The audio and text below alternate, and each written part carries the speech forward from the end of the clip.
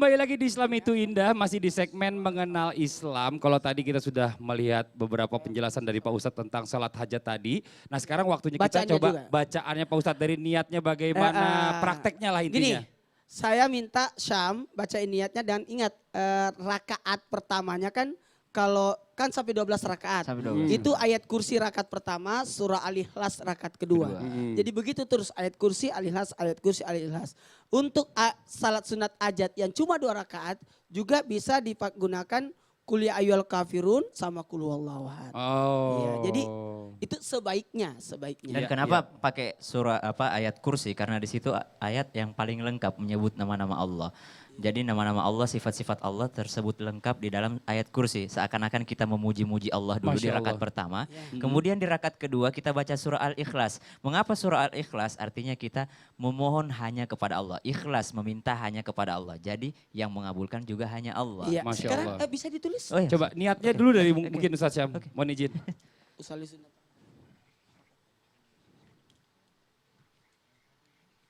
Bagus banget ya tulisan saya.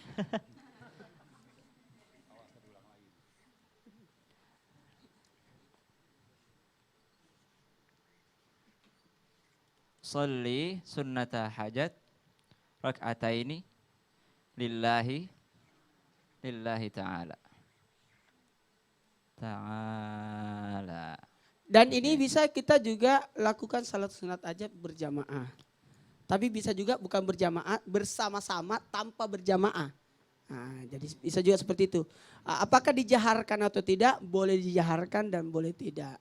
Apalagi kan masing-masing permohonannya beda-beda. Ya, jadi niatnya ini usolli sunnatal hajat raka'ataini lillahi ta'ala. Oke.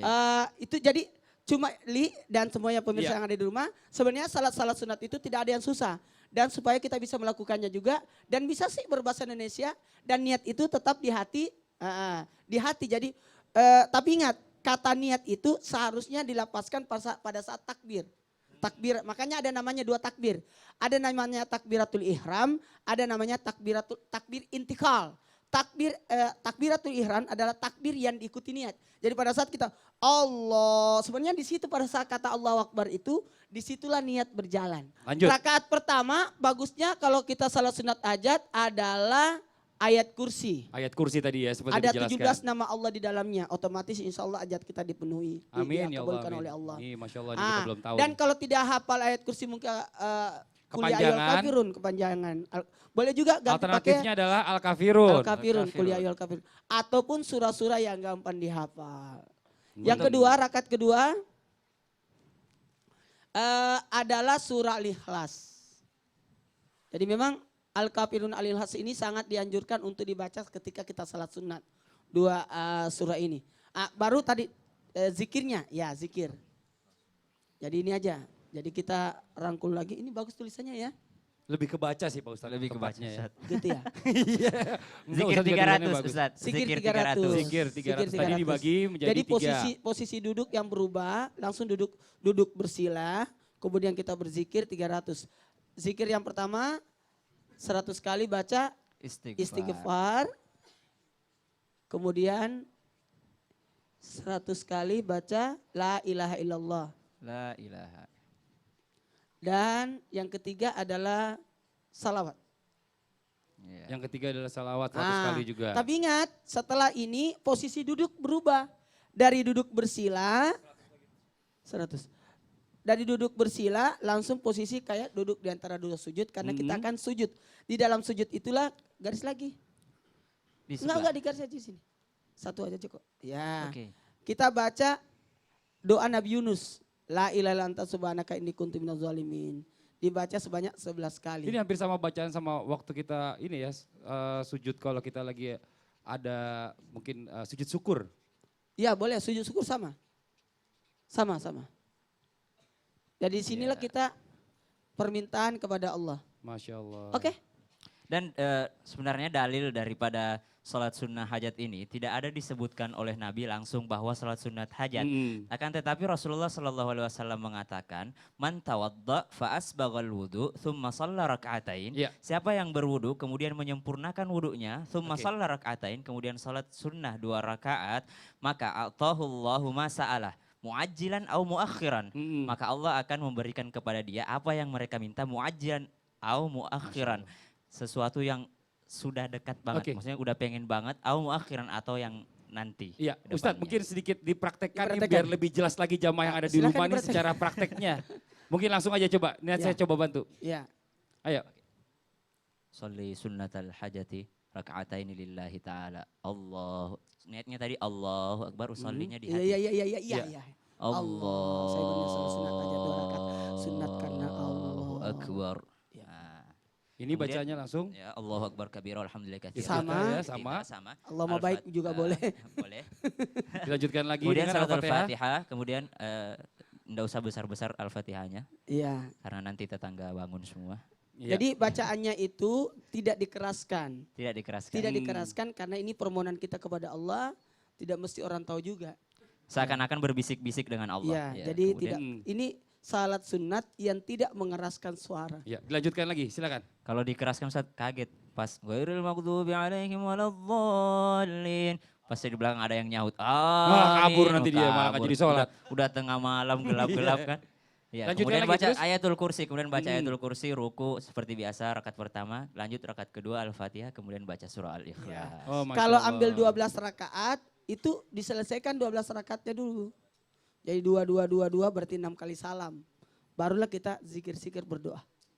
Ya. Oh, Masya Allah nih jelas banget ya, mudah-mudahan ya buat jamaah yang ada di studio, tadi prakteknya seperti apa, niatnya bagaimana, mudah-mudahan udah semakin yakin lagi dan semakin bisa lagi untuk melakukan sholat hajat.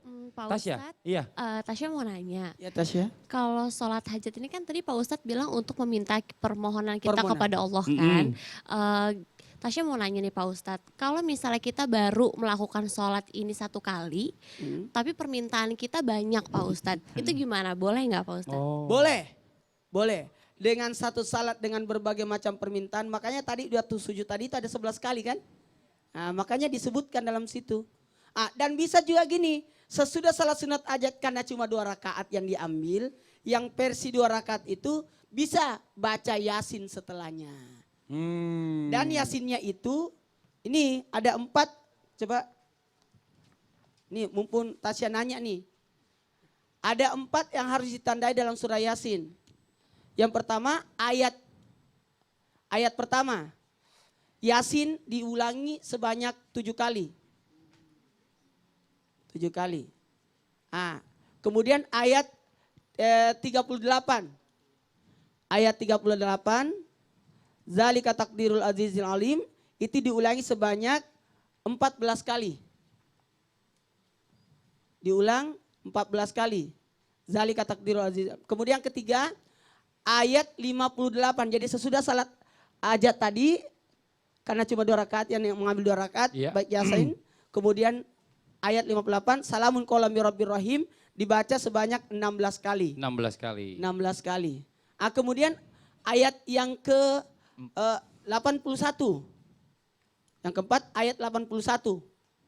Awalnya salasi ala kasama bidiqadir ala yahluka mislaum bala diulangi sebanyak 4 kali.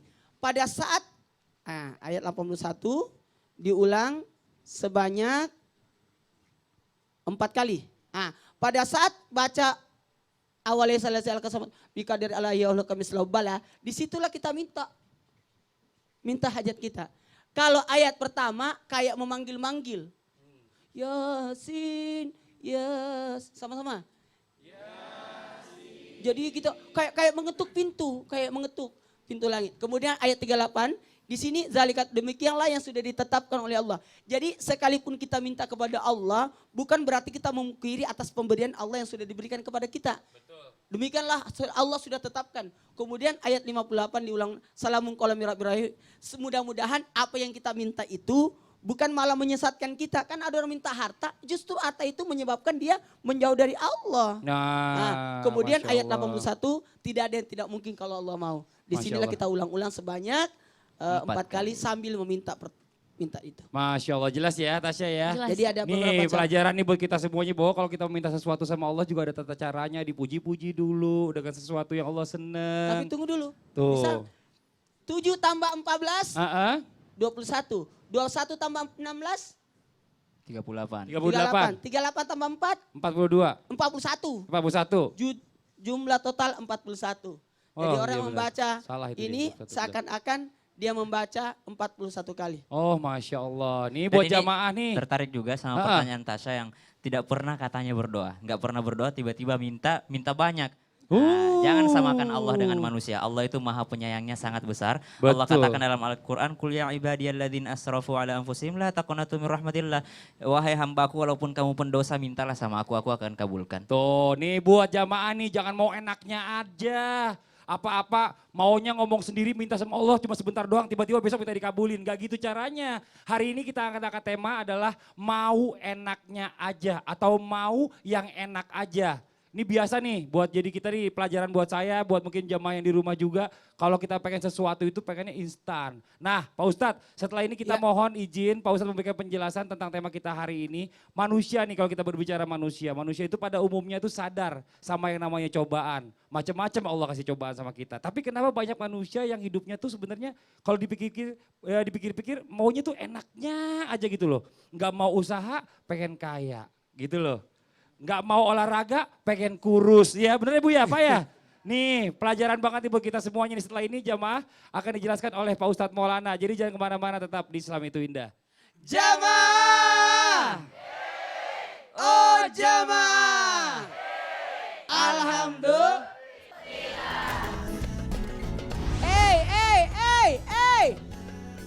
Orang tuamu kaya turun di 7 turunan. Tapi sadar nggak? Kamu itu keturunan ke-8.